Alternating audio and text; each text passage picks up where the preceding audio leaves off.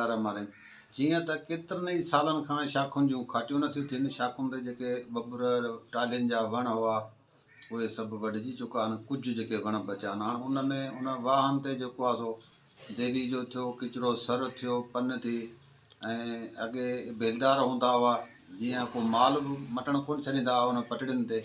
ऐं हमेशह हर साल जेका खाटियूं थींदियूं उन जो भरम जो कमु थींदो, उन ते छिटकारूं थींदियूं, केतिरनि ई सालनि खां उन जी मरमत थिए कोन थी।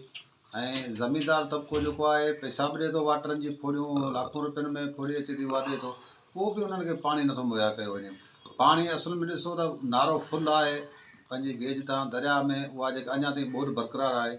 ऐं ज़मीनदारनि खे उहो ई साॻियूं अञा ताईं वाराबंदी जो पाणी ॾिनो थो वञे 21 ते 15 ते 21 ते। उहो जेके मुंड जा ज़मीनदार आहिनि त उहे कुझु पोखे था वञनि। जे पुछड़ी आहे जेके ज़मीनदारनि पोखींदा त वरी उनखे बिजाई जो पाणी कोन थो पइजे ऐं उन्हनि खे सरासर नुक़सानु थो थिए। सो गवर्नमेंट खे खपे त इनखे इन वाहन ऐं शाखुनि जे कपिड़नि लाइ मरमत लाइ जेका बजट रखी थी वञे त उनखे सुठे नमूने इस्तेमालु करे ऐं वाहन जी सफ़ाई थी वञे त जीअं ग़रीब माण्हू खे पाणी मुहैया थी सघे।